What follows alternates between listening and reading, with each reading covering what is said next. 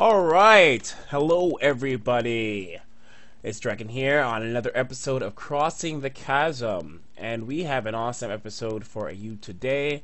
I'm here joined with Brendan Walker, aka CoL.Ryze. And we're going to talk about basically joining a professional team.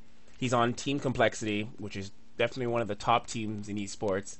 And he's going to talk about basically how he got onto Complexity, how he got there, and how do you stay on a professional team, essentially. I know for many people that's sort of the aspiration to find a, join EG and then ride the cushiony life to the to the top of esports.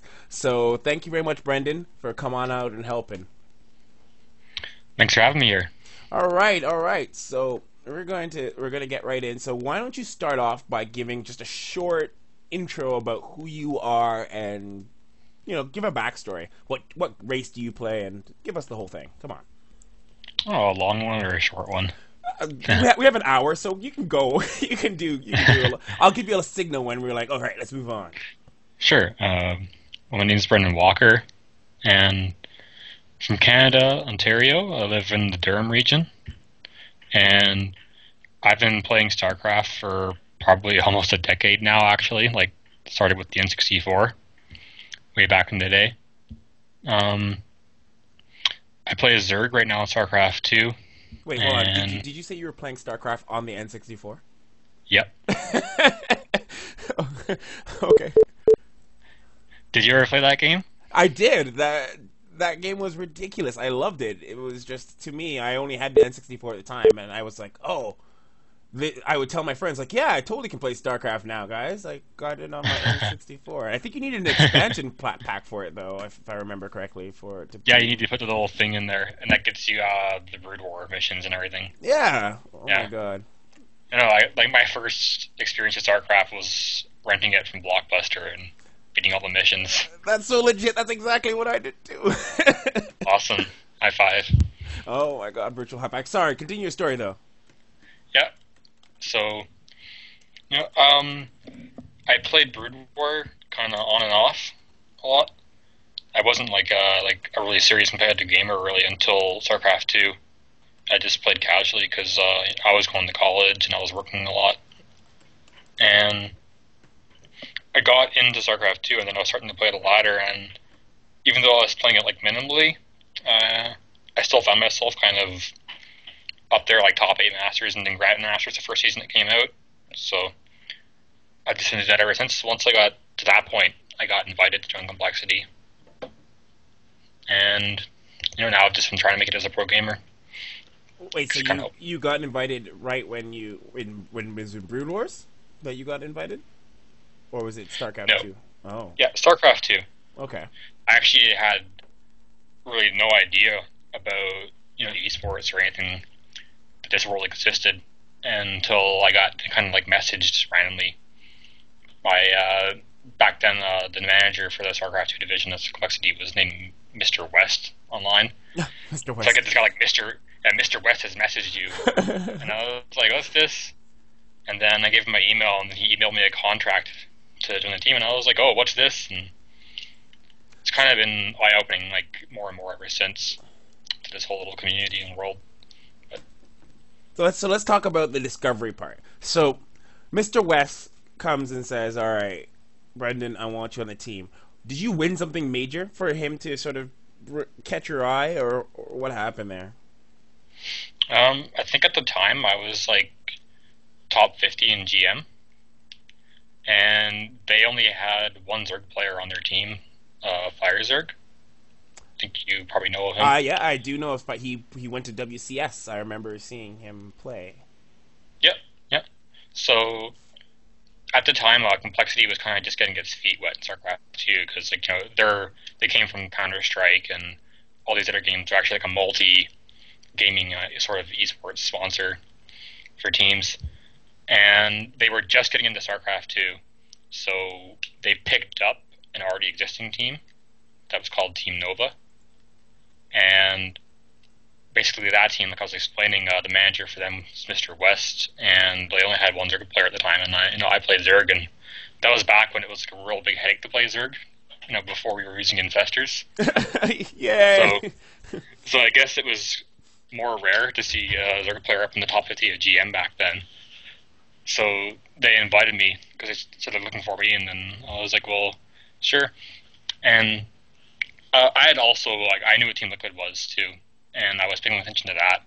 And whenever I saw like online tournaments, like for like those $50 to $100 tournaments, I was trying to play in as many of those as possible. And I think I was getting casted a little bit too.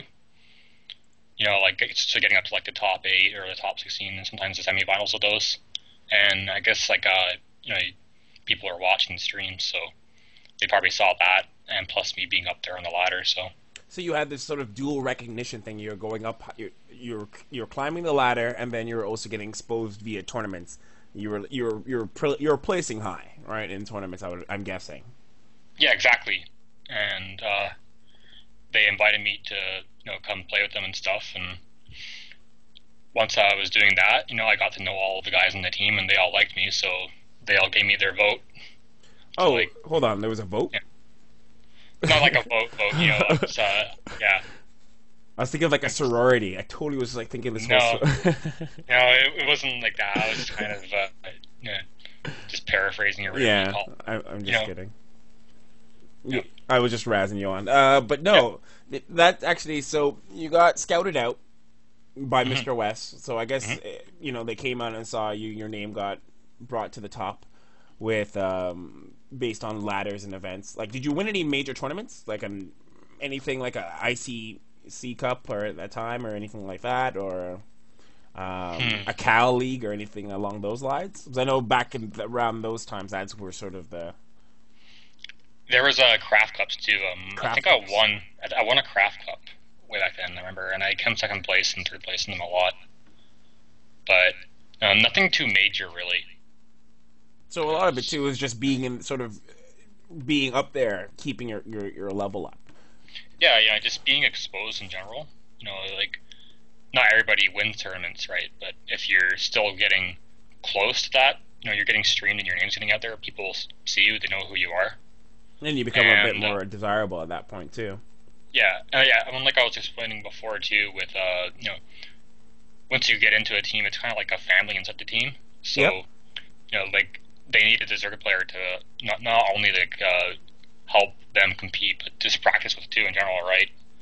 And I got to know all of them, and they all liked me really well. So I think that part was more important. What's not to like? Yeah, exactly. Well, but yeah, okay. Yeah, I'm going with that. That's I think more valuable to like the team or our team back then.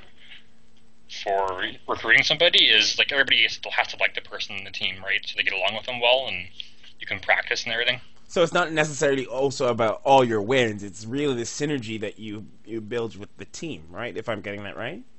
Yeah, exactly. That's what I'm saying. No, that definitely makes sense. If anyone's been following sort of esports news, there are tons of players who leave teams because they just don't fit in very well with everyone else. So. Yep.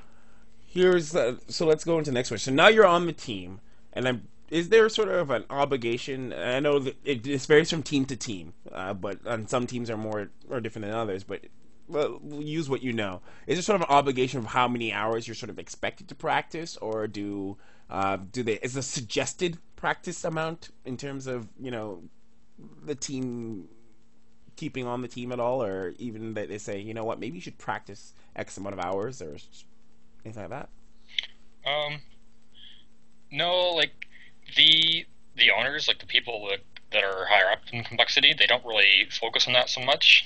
They leave that to us, and hopefully we're all motivated enough just by the fact that we have to compete with each other and with other people that we're going to practice more on our own. They never like really put any strict rules on me, like, oh, Ryze, you got to punch in at 8 a.m. practice till 8 o'clock at night, punch out, you get a half hour break, nice. That'd be awesome. Okay, well then, in that case, do you personally on your own make sort of a training regimen, or like a practice regimen? Yeah, I do like to be on a good schedule. I've never, although before in the past, I had never really truly played full time until I moved into the team house for complexity over the summer. Because like I said, like when I got recruited, I was in college and I had a part-time job, and even when I graduated college and was still playing, I had a part-time job as well. Yep. So you gotta balance your life out as well. Like I'm pretty social in real life. I like to go out with my friends and everything, and I do go to the gym every so often. So I'm not like those people, probably like a major who will sit down and play 14 hours a day nonstop. But I do keep myself on somewhat of a practice regime. And Major actually plays 14 hours. I thought that was a rumor. yeah, nope. No. Okay. He will not like go outside. He's probably in that Team 8 house in Korea right now, and he probably hasn't left the house yet since he got there because he's crazy like that and he's playing. But no, I do think it's good to practice that much though. But for me, I just always had to like keep my life more balanced. So about 4 hours a day. Okay. And I'll split those up between the beginning and the end of the day. And this is just my not being a pro player in any way, but saying that I think it is pretty I think it's better to have it at like a moderate amount and have it consistent than like burn out like 14 hours a day and then crash tomorrow. If that.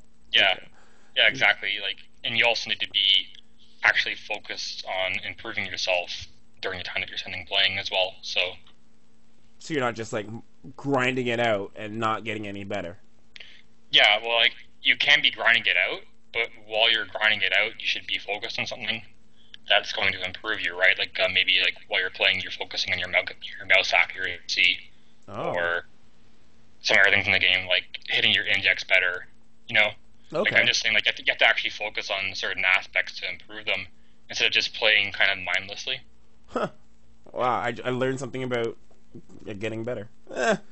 So that's why I would split up my practice between just playing a lot to focus on mechanical things like that, and also between just working more on the theory of the game itself. And then that's when like watching replays and VODs comes in. Yeah. So since you're a part of a pro team, I guess you get this aspect where you can practice with other pro players. How does that sort of affect your growth? It's really good, in my opinion, because when other pro players are going to be just as motivated as you are to get better and improve. Yep. So like that alone is an asset to me because I have lots of contacts I can always message and talk to and practice and get their advice, or I can give them my advice, vice versa, and just to be able to play games. Like I've been in teams before where everybody was more casual and laid back, and I was sort of, I guess, more ambitious to get better and play. Yeah. And it kind of that's hard to do when you're not in an environment with people that can help towards that, because it's hard to do it all on your own. So basically having and a it support also system. helps. Yeah. It also helps even to have people that are kind of on the same page as you in that aspect, that you can just bounce ideas off of and talk to and get their perspective on things. Like, what would you do in this situation in a ZVP or something like that, Oh, well, that's that environment. I guess that's why team houses are so beneficial. Oh, yeah, and it's a big positive environment overall, too, because it's motivating as well. Like, if you're not practicing or playing and you look around and everybody else is, you're gonna start to kind of draw motivation from that. It's kind of like a gym. What the hell? That's exactly what happens. Like if you go to a gym and like everyone's working out and you're not working out, you're like, Yeah, exactly. Like you're not gonna go into the middle of the gym and sit down and eat ice cream or something. Feel bad. So how important, and this is something I know for a fact, is that how important is sort of the image? I see you all the time. Any event you have the complexity jersey, you have the complexity gear just decked out. In a pro team, becoming a pro team, how emphasized is it just your image to the public? The image, or the look image, that's definitely a lot more important. The business side of things for a pro team. Because like the big thing for a lot of sponsors that sponsor pro teams is getting their brand recognized, right? Right. So they're putting their logo like on you, and you're part of their image in that. So it has to be represented in a positive and professional way. So with that being said, though, like, do you have to be conscious of just sort of your when you're out on a stream, or if you're like say this stream, or if you're on a tournament, do you have to be conscious of sort of your behavior because you represent the brands that you know and your team? Yeah, definitely you have to act like a mature professional person, and because if you misrepresent yourself in a negative way, then that can come back to reflect on the sponsors and their brand, and they don't exactly like that because that's not good for them. So if you're going to be on a pro team, like that is really important to be, positive in the public eye. So what about things like I guess even in Twitter and social media? Can you start going off and just freak out on Twitter and and will I get back to you? Will I get back to the brands? That's something. It's frowned upon if like they don't mind like if you want to like vent and like they're not like totally strict with you either. Like oh yeah, okay. But like it's just within reason. You can't be too crazy, right? Yeah. And like people are used to like being on teams and being on the internet too, where there's no consequences to any of their actions. But when you're representing somebody else, then there is. I guess that's an easier way of saying it. No, okay, that makes sense. Because you're not only representing yourself anymore, you're representing like your professional team instead. So with that, so okay, so as a player, then you obviously have to be conscious of the brands that you're representing, or even if you want to get sponsored, right? If you want to get sponsored, I guess you have to be conscious of that right from the get-go. You have to be sort of, I'm assuming sponsors and maybe even teams will look at that when they're scouting players. They're like, okay, is this person going to represent our brands well? Yeah, like a lot of teams would much rather have somebody that is like a mid-level tier pro that will represent their team in a professional way, rather than somebody that can win but is a complete asshole, to be blunt about it. Well, to me that makes sense. So, and I guess just for anybody who just missed that, and I think that's completely important. That is like even if you're not the top player, like they would rather have a player that was like mid pro level, mid-tier, yeah, mid-tier level, compared to someone better who isn't going to represent the team or themselves in a positive way. Yeah. I could drop some names, but I won't. Yeah, are you thinking the same names that you're thinking of? There's a name that just comes to my mind right now, and it's just like that person. But yeah, so living, you've gone to travel, right? You've gone travel and done tournaments and events and stuff. Is it as glamorous? Like, is it all glamour? Is it as like living like a movie star, and or is it really exhausting, like hard work? Tell us about it. What's it like? It's pretty up and down. It's like a roller coaster. There are some parts of it that feel pretty surreal, and they are like glamour, like you said. But then there's other parts of it that people don't see that aren't so glamorous, and like what? There is a lot of hard work involved too. Well, like for one thing, like the people who I don't think about or see is when you're playing in a team house and you're just in you're in a room with 12 guys all day for like 12 hours a day for forever. Trapped. Yeah. So, and there's things that come with that are going to be experiences for you personally that can have their highs and lows. And there's a lot of misconceptions, I think, as far as that goes as well, because what we pay attention to a lot of the time or see are people like, Stefano, who are very successful and get flown all over the place, and everything looks so awesome for them because he's a pro gamer and he's making money doing this. Yeah. But then, it's a very small percentage of people that are involved in this that are as successful as he is. Mm-hmm. You don't see a lot of people that are beneath Stefano's feet that he crushed, that are playing just as much as he is probably, but not having that same level of success. It's not it's a very risky kind of profession to be in that sense. It's awesome and all to be sponsored to play a video game and get flown around the tournaments and be able to make money, but it's tough to make a living. and I think a lot of people don't realize that. That like they get So caught up in the glamour and the lights of it, and they're like, "Man, I want to be a pro player and I want to do all that stuff." But like, if you're not even like get even before you get to that Stefano level, it's painful. I'd imagine. I've read tons of stories of pro players trying to make it up to the top, and some people, going to events and get abandoned by their sponsors, and just complete crazy horror stories. Wow. oh yeah, Uh, definitely. And stories of people that were promised things from sponsors and didn't get them and had to pay out of their own pocket, or just sponsors abandoning them. yeah, it's You know, just like it's like any profession you go into in the world, there's good and bad things. So, and it's not all like rainbows and unicorns in esports either. And you know, when you're playing a game professionally, like the word professional means something too. So you're not just playing a game anymore to yourself. It's you're treating it like your job. so you So actually that's yeah. you have to put in those hours and that work, right? It's not just like a cakewalk to the top.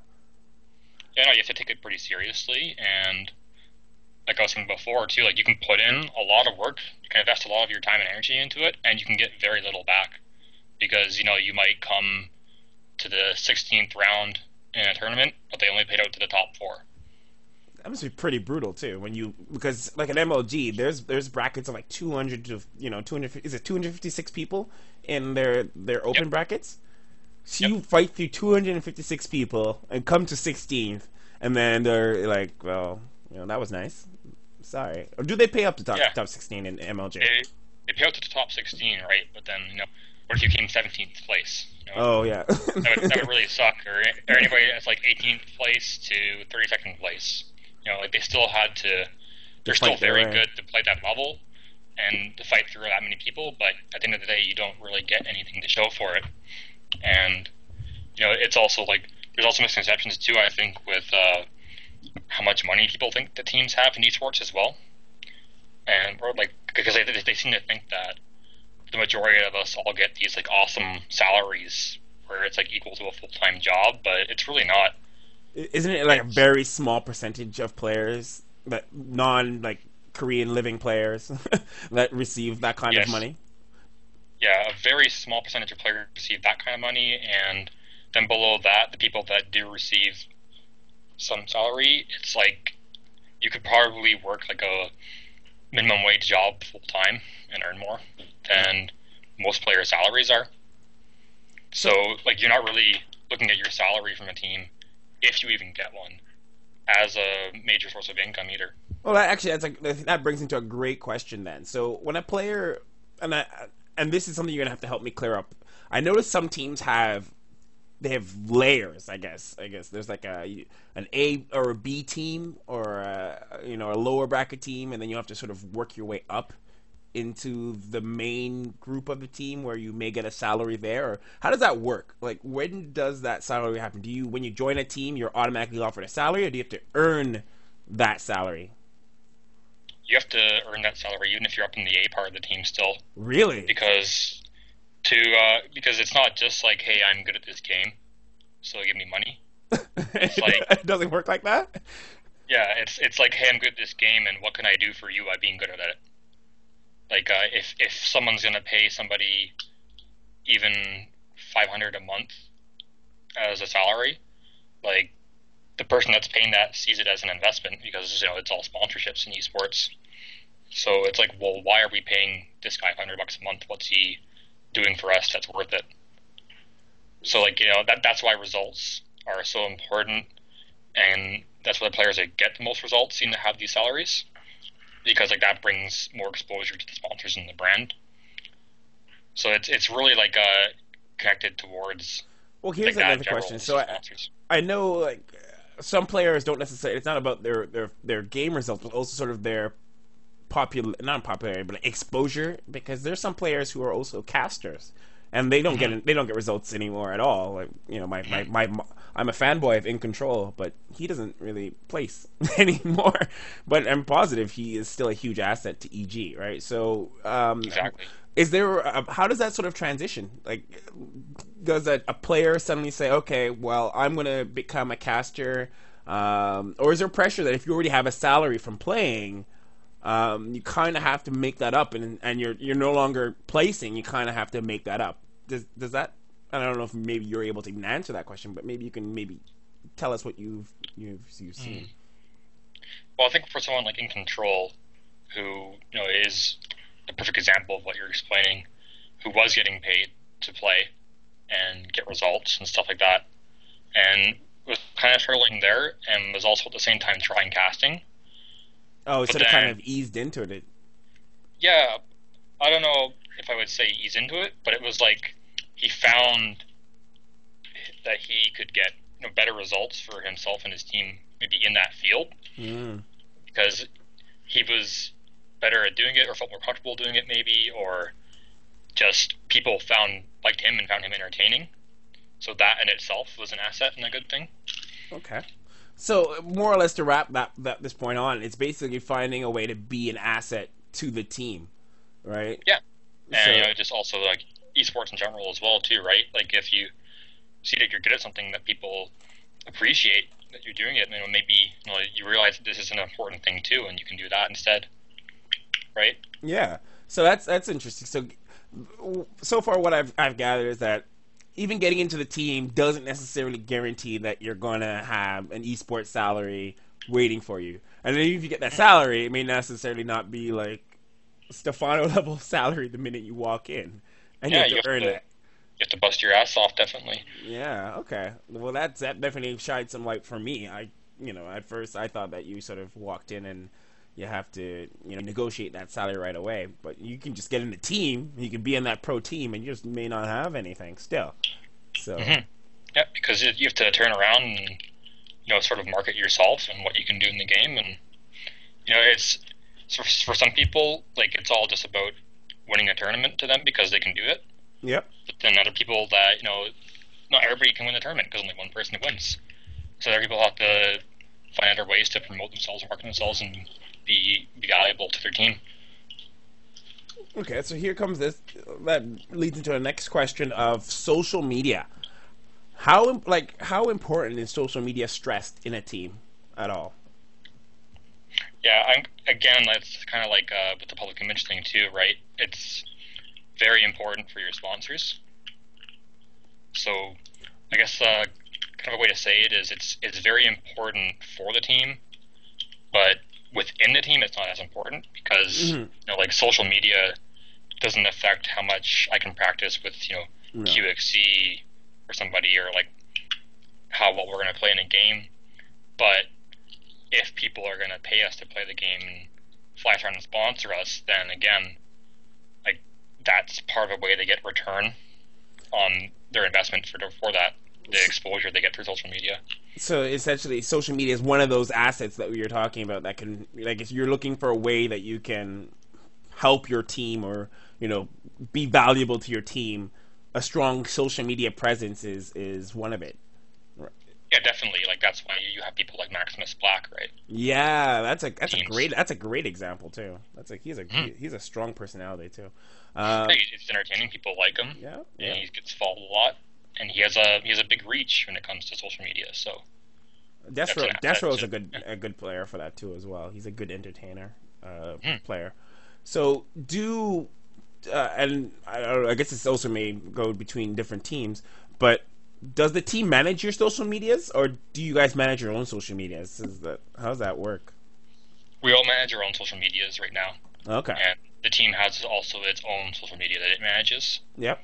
So they sort of are in charge of what they want to be doing with that resource, I guess you can call it, the social media, and they'll tell us what to tweet about or say or do, and we'll just be like, okay, like that would probably be like I guess like a responsibility almost. Yep.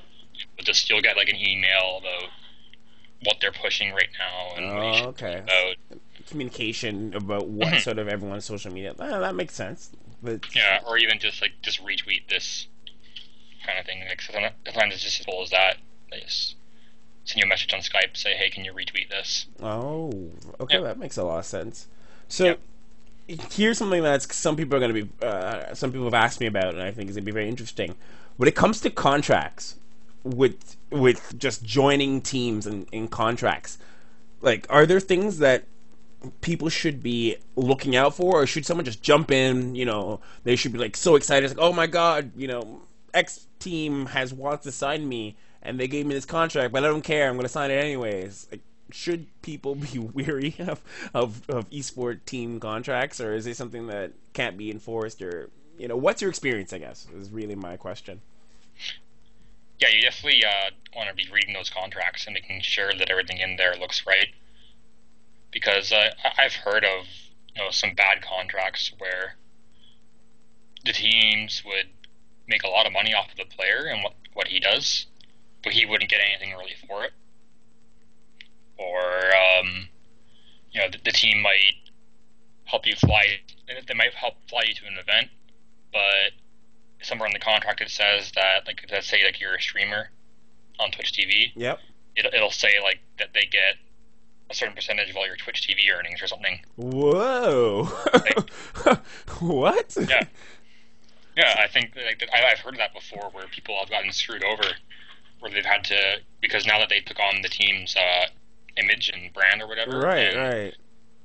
They've been helping support each other and promote each other. That now all of because that's sort of content that you create. Yep. But the team says that it owns your content. Oh. And then if you get paid for that content, then they also kind of own the rights to that, I guess, sometimes. That can happen in contracts, I've heard of. So those are some of the things that I guess you should, a player who's looking to join a team, because I know I've talked to some players, and they're they get signed by a team and they're so excited, like, oh my god, this team has signed me and I'm going to get flown out for all this thing. And I say to them, I send them in a private PM, like, did you read the contract? Did you take a look at what you signed? And yeah, you definitely need to, because sometimes there's things in there that aren't going to be so good for you, or aren't going to be so fair, or you just maybe don't like that or don't like that. Well, then what should a player do then? Should they take it to a lawyer? Should they read it over themselves carefully? Like, what did you do? I read it over myself carefully. I wasn't exactly about to pay a lawyer or something to do that for me, but the contract that I got was pretty straightforward, I think, so I wasn't really too concerned. The contract should be pretty simple if it's your first contract joining a team, just like a page contract where it says, like, you'll represent them professionally and they'll support you in your career. Something simple like that, but explain, obviously, more clauses. But the more complicated it gets, then. The more complicated it gets, the more you should be worried. Yeah, and you should, because, sometimes things will be pretty obvious, too, what it says. So, just reading it over, like, sometimes people maybe are just excited and want to sign it right away and then get it back, and won't even read it. So all you have to do really is read it, because you'll see on it what you like and what you don't like. And if a player does see something that they don't like, they should probably walk away. Because I know some people might be tempted to sign it, even though they're like, oh, my Twitch TV revenues aren't that big right now, and then you should negotiate it, right? You say, like, you don't like this, and you think it should be changed, and if they won't change it or work with you on that, then walk. Yeah, definitely. So a player should actually feel confident enough with their ability to negotiate. Because I would imagine a lot of players think they're in this position of this position of weakness, that when a team approaches them or comes at them, they're like, oh my god, this team is coming for me, and if I don't agree to what they want, they'll just walk away from me. Yeah, and it's like that's also part of re-signing to a team or getting sent to a new team as well. Like, you have to kind of negotiate your contract for yourself as well. You can't expect it all to just fall in your lap. Like, you have to communicate what your wants and needs are too, right? Okay. And I hear like these Korean players from teams that disband and get released. Like, they'll come out and they'll set a price to sign with the team. It'll be like ridiculous. Wait. Because they have a little bit more buying power. Is that how? And but they know what they're doing. Is that what we're sort of saying? Is that? Yeah, I think so. Like they'll get approached by teams and Yeah. they'll say, "Okay, I want this." Because if they have, three or four more teams looking for their attention, then they can use that, right? Leverage. They can say like, Yeah, well, if you don't want me, I'll just go to this team or exactly. that team. So that's okay. So that's interesting. So knowing what you're worth is something I guess really is what to take away from this is that if you're a player and you've built stuff like your social media, you have your own following of people, or I guess even a YouTube. If you've built like a YouTube following, that's kind of like an Yeah, asset to. So if I was to take away from this as a player, if someone is watching this VOD later and is like, okay, what's the lessons to learn here in this particular segment? I would say it's take sort of category of what is valuable, I guess, in your player toolkit, your social media, your fans if you have them, your own Twitch stream, and then negotiate that when a contract comes your way. yep. Do teams normally have like signups? Like, can you approach a team and say I want to be a part of your team, or do you have to be scouted? Oh, they get approached all the time. Like most teams on their website, there'll be the contact us page, and people will just straight up email them from there. Uh, the other day, the owner of Complexity was in the Skype chat with us, and he mentioned that he got an email from a bronze player wondering if they take bronze players in. So people approach them all the time, and I don't think that's a bad thing either, right? You can probably get picked up that way if you're not a bronze player, and if you're pushy about it too, like you're just hey every month, Just sort they of might give you a tryout, or they might tell you what they're looking for, and then you can sort of work with that. But I think most of the time, players get approached instead, kind of like how I did. So so how important is it to sort of go to an MLG event or a game to just to just network, like to go find, chase down Jason Lake at an MLG and say, hey, I'm so and so and stuff like that, or do you just sort of wait till you go to the big stage and then get discovered that way? Hmm. I think if you're passionate enough Yeah. about becoming a professional gamer and competing and being involved within the community that's going with that, you will get approached over time if you're just taking Okay. care of what you're supposed to be doing. So focusing on doing the right stuff, right, is Yeah, basically so yeah, kind of the stuff what we're talking about, focusing on those areas, and a team will notice you. yeah. Because most of the people that I actually know that are in professional gaming right now didn't get into it to be sponsored and make money at the start of it.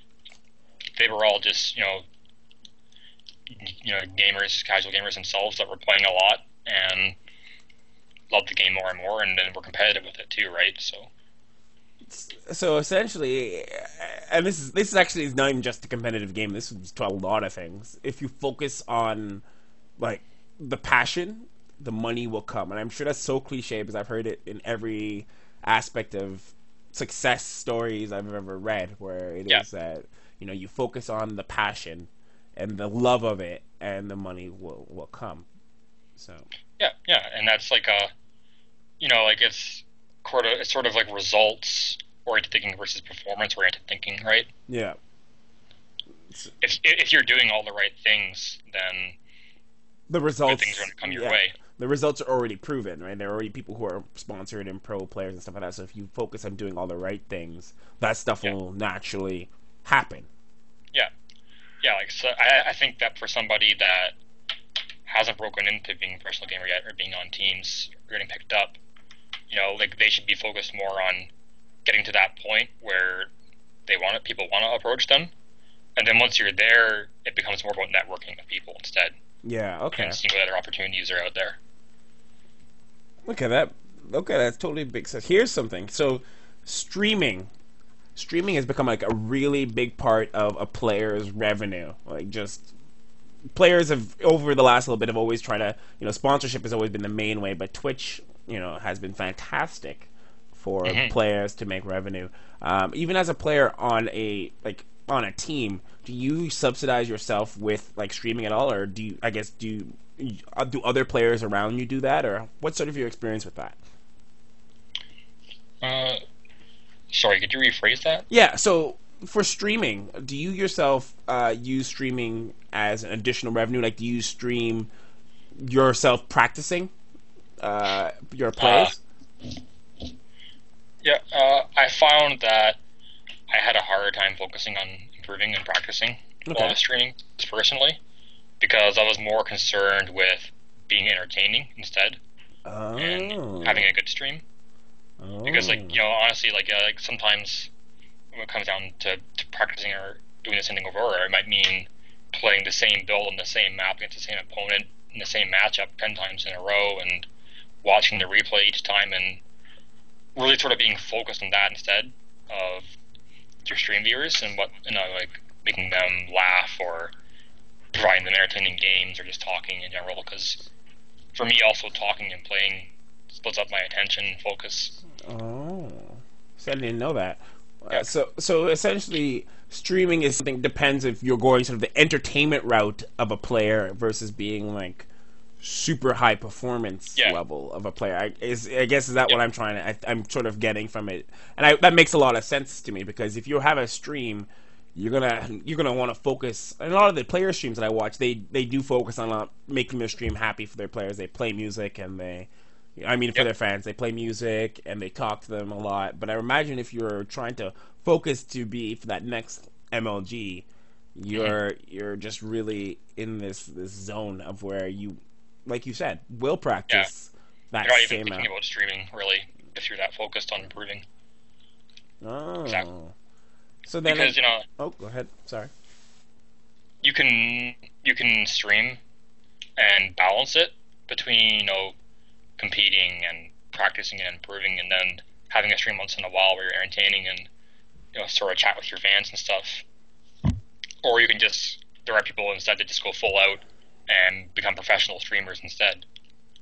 I think they just Oh, stream every day, all day, and that's what their major focus and concern is just providing an entertaining stream every day to people instead. so it's I think actually. Oh, sorry. Go ahead. like I think right now what EG is doing with Jadong is a good example.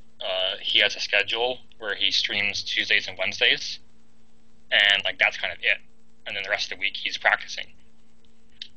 Oh, Or so he balances his schedules. Like there's a set yeah, time when you can watch Jaedong play, and he is specifically entertaining, and the rest of the time he's just focusing on just being a super awesome player that wins and kills everything. yeah, exactly. Like he's because when he's not streaming, he's doing that what you just said. And then on the other hand, you have like I think Desro is an example, and so is Destiny of people that just stream every day and they're really focused on that instead. Yeah, definitely Destiny and like Death Row, they stream pretty much every day. Yep. Um, Yeah. And for them, they probably enjoy doing it as well, so that's good. And like, but for me personally, I think that streaming, you should be focused on it and what it is. It's it being entertaining to people and producing some content that people want to watch, and it's good. But competitive playing, you should be more focused on that instead, and not in streaming. okay, so this is the perfect time now to bring some of the audience questions into it, and All those are right. the questions that are we'll ask all we'll see. Well, there's only a few of them in the chat, so we'll use the ones that are in there anyways, and see if you ever answer. Do you believe first-person shooters will ever make it back? Big return to esports. It's Yeah. not. Sorry, go ahead. If I think if somebody can find a solution to what I see the problem is that it's hard to really make it a spectator thing for FPS games. Like I was watching a little bit of Halo at the last MLG, and it's kind of like following a stream of somebody just playing the game. Like they're usually just following, I think, whoever has like a top kill, because I don't know that for sure, but I think if you could find a way to broadcast the match where people could sit back and see everything that was happening at once. Sort of like the whole battle. Yeah. Kind of Both like sides shooting it out. kind of like football. It's kind of like football being played at a first person Yeah. point of view. Is Yeah, how I see. it's a great example. Yeah. Because I know when I'm watching Tribes, I have no clue what's going on, and it's not that complicated to understand how an FPS game works, but it's harder and difficult to understand the whole big picture. Yeah, you can see that this guy is, he's good, he's accurate, he's getting headshots, he's running around, but you don't really get what's going on in the match or what's going on in the big picture of things. Yeah, I think that's actually really great to bring up. Now that I think about it. That's what I think is holding FPS back the most. Is it hard to really bring it to like that level where you can broadcast a match and show everything? They do a pretty good job of it when they broadcast right now, but I think some kind of third person view, maybe for spectators only or something. Yeah. Better, I'm not sure. So here's another question. Has there ever been a time that it seems that playing professionally was more work than fun? I can remember, yeah, definitely, like, when it comes down to, like, the month or 2 months even before a big event that I know I'm going to, like MLG. Yep. I'm really, really, really, really focused, and it can even get stressful during those times because you're getting sort of performance anxiety. You're getting pre-event stress and post-event stress, and during the event stress, you're sitting there, you wake up, and you get to your computer, and you're looking at your replays, and then you're practicing, and like it's so important to you that you go and do well, that you're taking it very seriously. Yep. So you're taking notes on what you're watching, your replays to compare things and remember things and focus on what you're going to do next. And you're playing all the time, and if you're losing, or if you feel like you're not practicing that well, or you're not getting better, you can get pretty upset with yourself. That could be stressful. So with your team I'm sure knows that when for all the players, tournament time is very stressful. Is there sort of like I don't know if like a team, I want to say de-stressization, I guess. I don't know. Do you guys all go out for like drinks and stuff before an event, or is there like a pep talk that happens before an event, or how does a team de-stress before an event? Well, at the team house, we would have like a lot of barbecues every week because you could do that. So like once a week at least, we would only practice minimally, and we would play other games instead that day. It's kind of funny to like take a break from playing a game to play another game, but a lot of people do that actually, and that seems pretty effective. Like we would inside the team house, we would play Left 4 Dead all together, and that would be like a lot of fun, right? Because we would barbecue, everybody would eat, and we'd drink a little bit, and then we'd go play some Left 4 Dead or something. And we're just running around blasting zombies and competing against each other doing that. So yeah, a big balancing, like that to me is balancing the work and fun right there. I think that actually sounds like a fantastic idea. I guess to play a game that you don't have to be pressured to be good in could be pretty de-stressing. So I imagine a lot of players are probably pretty bad at Left 4 Dead. Like I don't know. And like if you're good at StarCraft, doesn't necessarily translate to being great at Left 4 Dead. If that even a thing, if that's a thing, like being pro at Left 4 Dead ish level. Yeah, go see User beat MVP 3-0, but in Left 4 Dead he would go like 1-20 or something. he would just like leave the safe room and then die as he turns the corner. See, now I would watch a stream like that. I would watch that stream. Yeah, that's what I'm talking about, right? Like you want to be making the stream more like that, more entertaining and fun. Yeah, that would be funny to watch. To watch like people out of their element of their game, being good in one game, and then jumping into another game which they're just totally horrible at, and going. Yeah, at I think if we had that, and if we also had another stream that was just broadcasting our room and what we were saying to each other while we were doing that, I'm betting a lot of great things get said. Oh yeah, yeah.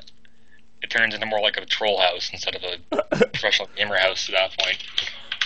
Well, It's all fun. it's just like you were saying, though. It's that family element, right? It's that element of being a Yep. family, being really close to each other, and building those relationships. Yeah.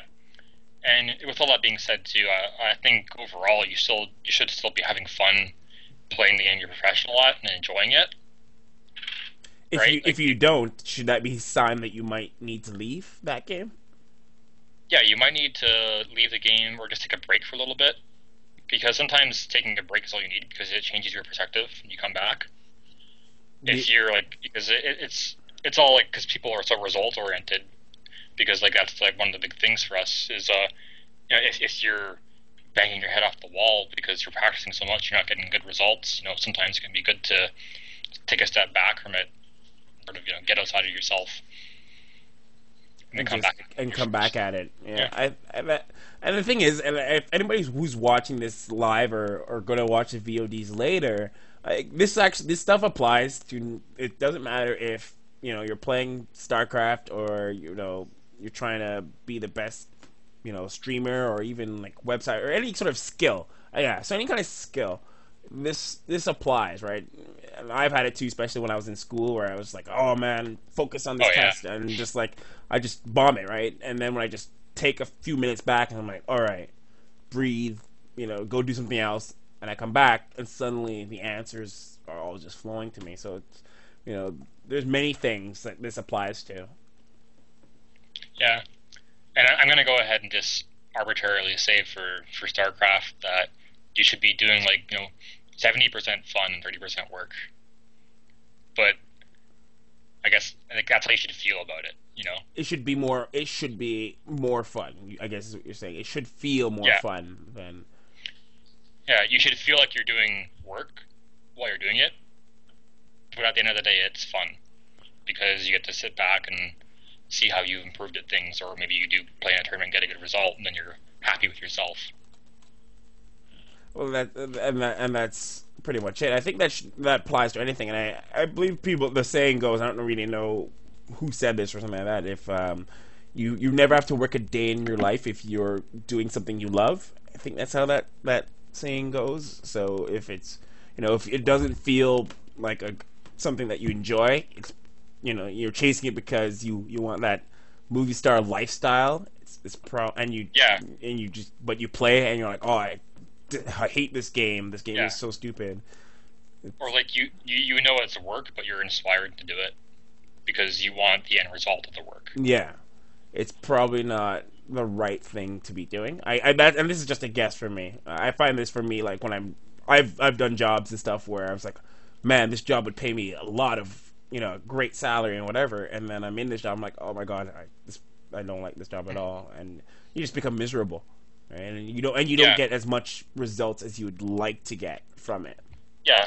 Yeah, to add on what I said, like the end result isn't about the money to most people. It's just something else instead. It might be winning a match for your team that feels really great, or it might be finally beating a strategy that you haven't been able to beat for a long time or have a bad record against, or a matchup too, right? Like changing a matchup around for yourself from your worst matchup to your best matchup.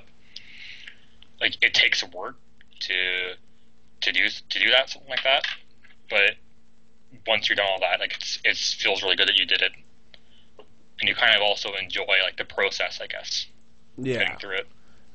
It's the journey, not the destination. Man, I'm throwing all these like proverbs out. I should keep like a little book. So we're gonna come to that part where we're coming to wrapping up the broadcast. But I wanted to say, what advice would you give to a player that is, and we've covered a lot of this, but some whatever sort of loose ends that we didn't say. So what advice would you give to a player who's right now sitting at home and they're like, I want to be a pro player. I like StarCraft or League of Legends or whatever the game is, and I want to become pro because this is the game I want. What would you say to little Timmy who comes crawling up to you and be like, Brendan, tell me what to do? Uh, hmm. Little Timmy, eh? Yeah, little Timmy. Little Timmy plays StarCraft or Well, plays AD I carry tell in little League. I tell little Timmy that he should definitely keep it in mind and go for it, but he should go to school at the same time. Don't stay out of school or anything. So don't You know, drop everything. like yeah. Keep your life balanced.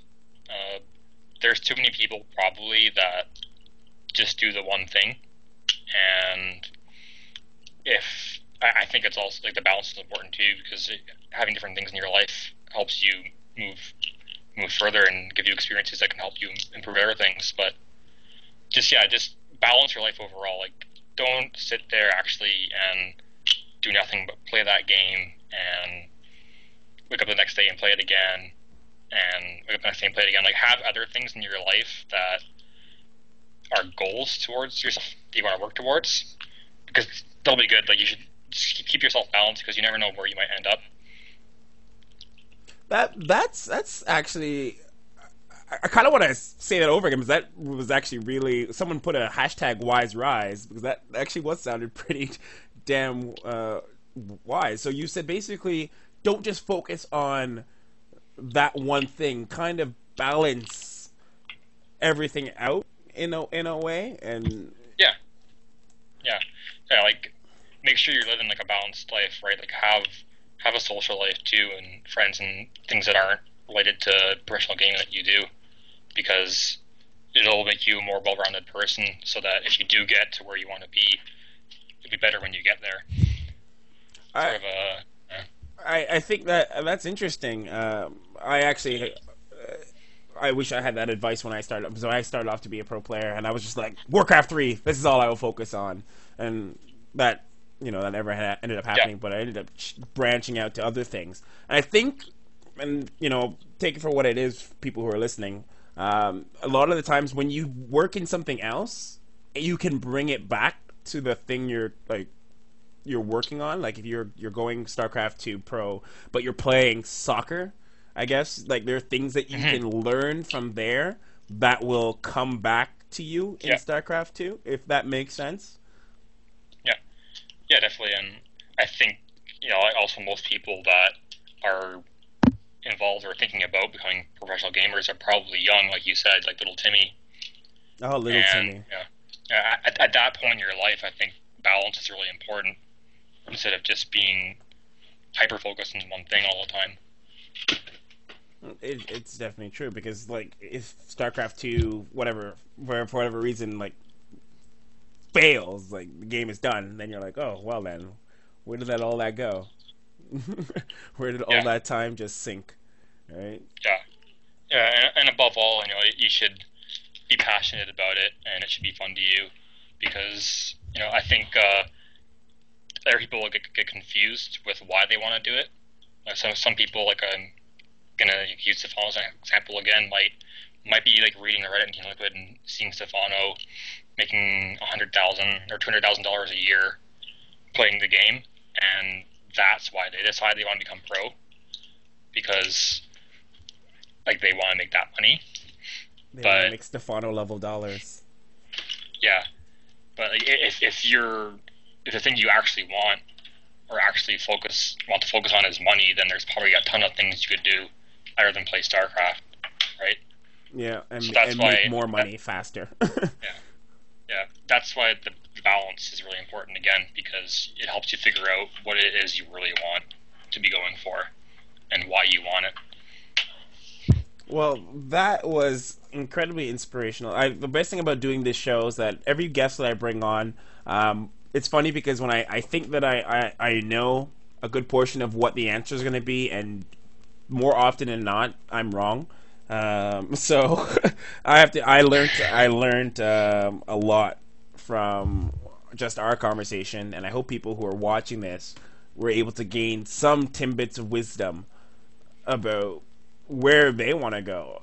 This show is obviously for people who are, they're trying to cross that chasm, hence the name, trying to make it from one side of the pond to the other, which is either going pro or, being a pro player or a pro entertainer with player experience. Either way, I'm glad to have guests like you, Rise, helping community, giving back to the community, and helping people. Just Yeah. from your experience, because you've, like you said, 10 years of competitive play experience. Yeah, I hope I've kind of brought some insight and knowledge to that crossing that chasm. So right now, is there any sort of shout outs you want to give to whoever is listening? Uh, nope. Just thanks for having me on the show. If you want to check out my team, Complexity Gaming, our website's www.complexitygaming.com, and they have a Twitter as well, at Complexity Live, and follow my Twitter as well, at CoL_Ryze. Not If you want, not the Twitter that was on Team Liquid. That's outdated. yes, I should have fixed that. I know. So easy to forget little things like that. Yep. So definitely. So I guess. Oh, sorry. Were there any more shoutouts? Sorry, I kind of interrupted you with my little stupid joke. Yeah. Okay, good. That's it.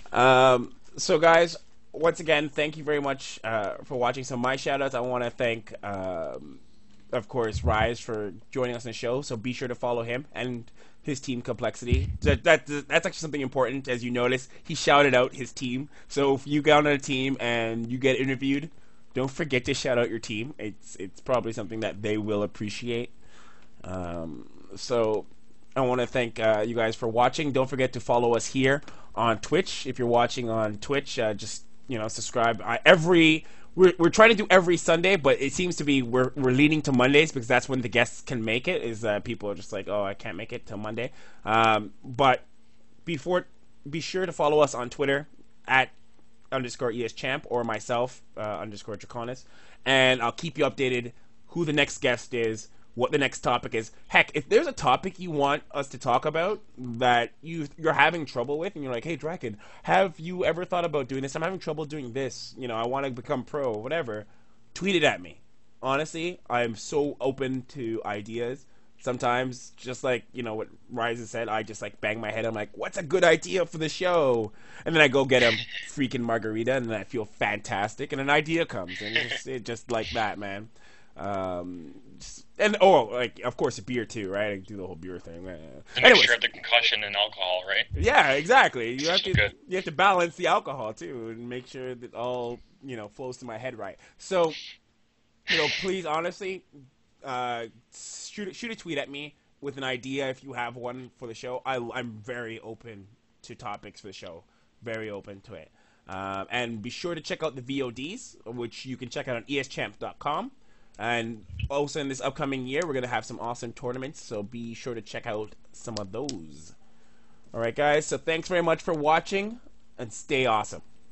Peace. See you.